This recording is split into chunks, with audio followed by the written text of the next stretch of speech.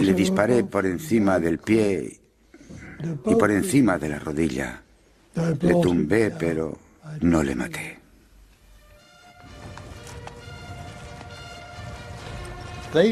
No envejecerán como hemos envejecido nosotros. La edad no les agotará, ni los años les condenarán. Cuando se ponga el sol y cuando salga, lo recordaremos. Muchas veces me pregunto si los sacrificios que hicimos valieron la pena. ¿Nos han condenado los años?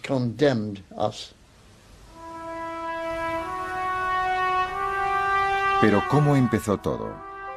Se convirtió en una guerra de millones de personas, y en cambio el principio fue como el pinchazo de una aguja, la bala de un asesino en un país lejano que cambiaría el mundo.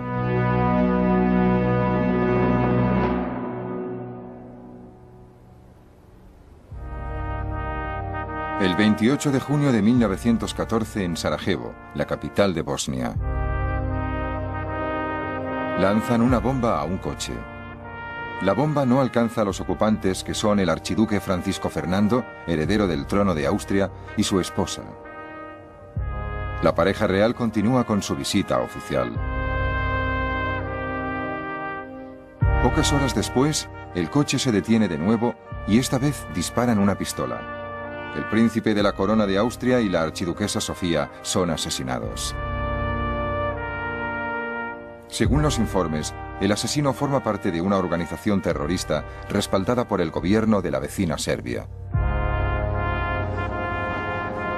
Austria está de luto y decidida a castigar a los serbios. Aunque pocos se dan cuenta, ha empezado la cuenta atrás para la guerra. Cuando ocurrió lo de Sarajevo, la gente no se preocupó mucho. En los Balcanes pasaban cosas así constantemente. Era muy desagradable, pero desde el punto de vista británico se trataba solo de unos salvajes pintorescos con enormes y brillantes galones y unos nombres impronunciables. Y a nadie le preocupaba demasiado. El asesinato de Sarajevo parecía simplemente una pequeña interrupción en la época dorada de Gran Bretaña. En 1897 la reina Victoria celebró su jubileo de diamante. ¿Cómo aplaudieron a mi querida reina? Sentí un gran agradecimiento y una gran satisfacción por haber presenciado con mis hijas, mi marido y mis hijos esta gran, extraordinaria celebración.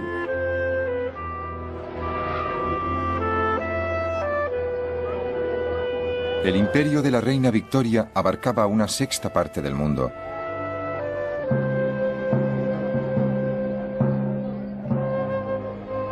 Los británicos se sentían los amos en el extranjero y una nación comercial y pacífica en su país. En 1901 murió la reina Victoria. Fue el final de una época.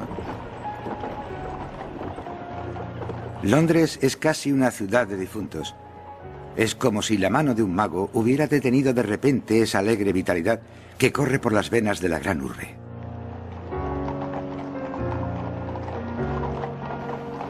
El ritmo del paso de los soldados, la música de la marcha funeral de Chopin y el redoble de los tambores. Era como si todo el mundo en Inglaterra hubiera perdido a su padre y a su madre. Pero la supremacía británica parecía asegurada. Solo una amenaza aparentemente pequeña se cernía sobre la Pax Británica: Alemania. Era un país unificado solamente desde 1871 y una potencia pujante en Europa, dirigida por el ambicioso Kaiser Guillermo II. Desde que se convirtió en emperador en 1888, el Kaiser estaba decidido a usar la nueva potencia industrial alemana para crear un imperio de ultramar. Para ganar ese imperio primero y conservarlo después, necesitaba una armada. Las ambiciones del Kaiser preocupaban a los británicos y las dos naciones empezaron a competir en una carrera de armamento naval. En 1908, en una entrevista para el Daily Telegraph, el Kaiser decía que solo estaba imitando a las demás potencias imperiales. Alemania es un imperio joven y pujante. Tiene un comercio internacional que se expande rápidamente y al que las legítimas ambiciones de los patriotas alemanes se niegan a poner límites. Alemania debe tener una flota poderosa para proteger ese comercio. La aparición de Alemania había reestructurado el mapa europeo. Alemania formaba una alianza con un imperio mucho más antiguo, el austrohúngaro. Juntos, esos poderes centrales dominaban el corazón de Europa.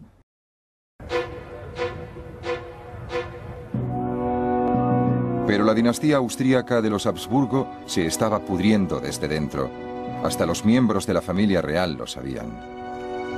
La fe en su propia importancia que perdura entre los Habsburgo pesa como una losa sobre Austria y es la causa de su decadencia moral.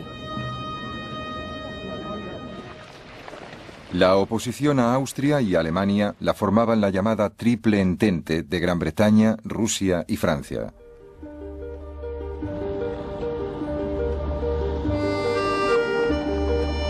Francia había quedado destrozada por las revoluciones y fue derrotada por los prusianos en la guerra de 1870. Pero París seguía siendo la ciudad con más encanto del mundo. Siempre la recordaré como una ciudad maravillosa, donde vale la pena vivir durante 4 o 5 meses al año, aunque solo sea para mejorar la mente en una atmósfera intelectual y artística sin parangón. Rusia estaba gobernada por su autocrático emperador, el zar Nicolás II.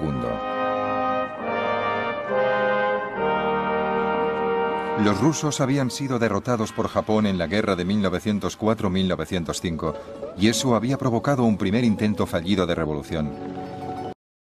La amargura de muchos rusos está resumida en una petición de los trabajadores al zar. Nos vemos obligados a mendigar. Nos vemos oprimidos. No se nos reconoce como seres humanos, se nos trata como esclavos. No tenemos ninguna fuerza, soberano. Se nos acaba la paciencia. Estamos llegando a ese punto terrible en que es mejor la muerte que seguir con este sufrimiento insoportable. Pero 6 años después, el zar y los líderes nombrados por él creían que el país volvía a estar controlado. Cada año de paz hace a Rusia más fuerte, no solo desde el punto de vista militar y naval, sino también desde el punto de vista económico y financiero. En 1914, aunque las voces que reclamaban un recorte de los poderes del zar se hacían oír cada vez más, Rusia era más fuerte que nunca. Mientras Rusia representaba al viejo mundo, al otro lado del Atlántico estaba el nuevo, Estados Unidos de América. Era un país democrático, descarado, optimista y a miles de kilómetros de distancia de las disputas que recorrían Europa. En su discurso inaugural de 1905, el nuevo presidente, Theodore Roosevelt, retrató su visión de un país bendecido por Dios. Queridos compatriotas, ningún pueblo de la tierra tiene tantos motivos de gratitud como el nuestro. A nosotros, como pueblo, se nos ha concedido poner los cimientos de nuestra vida nacional en un nuevo continente. Somos los herederos de la historia y, en cambio, no tenemos que sufrir ninguno de los inconvenientes que impone a los países más antiguos la mano muerta de una civilización desaparecida. En 1914, Estados Unidos se hallaba a años luz de distancia del conflicto que estaba a punto de devorar Europa. El 28 de julio, exactamente un mes después del asesinato del príncipe Fernando por nacionalistas serbios, según los austríacos, Austria declaró la guerra a Serbia como venganza. Los austríacos se entusiasmaron, pero el complejo juego de alianzas europeas iba a desencadenar una catástrofe imparable.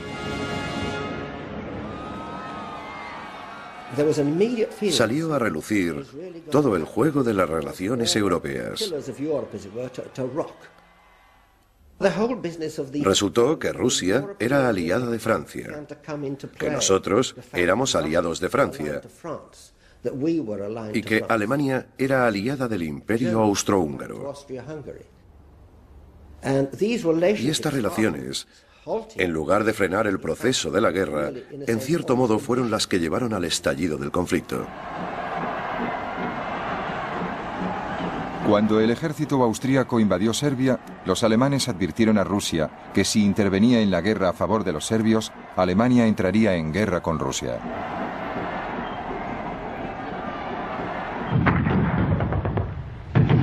El 30 de julio los cañones austríacos empezaron a bombardear la capital serbia, Belgrado.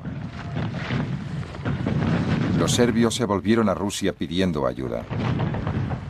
Los rusos eran protectores de los serbios y de todos los pueblos eslavos de los Balcanes, y no podían quedarse al margen si Austria amenazaba a Serbia. Y así, Rusia se vio arrastrada a una crisis internacional.